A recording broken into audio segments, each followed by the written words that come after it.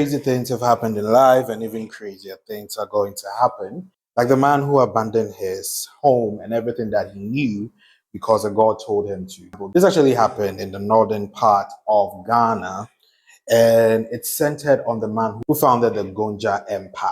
So the story starts somewhere in the late 16th century, where Sumaila has been a successful businessman for a while now. Suddenly his business collapses and he goes bankrupt. So Sumaila decides to visit a soothsayer who can decipher the omens and tell him what his next steps should be.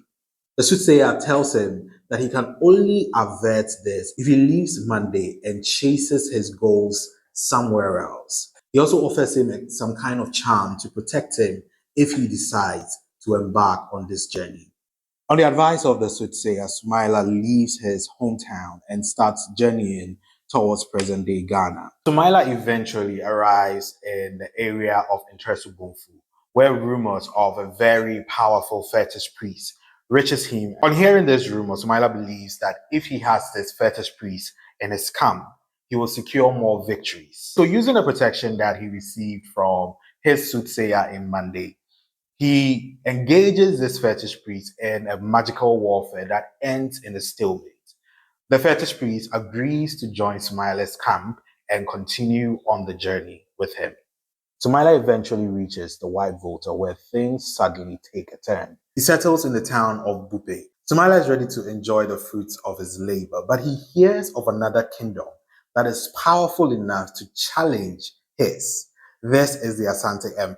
Sumaila comes up with a bold idea to attack the Asante Empire, believing that if he defeats them, he would have no challenger, there will be no rivals to the superiority of his kingdom. So he engaged with the Asantes in warfare, where he soon discovered that he was evenly matched.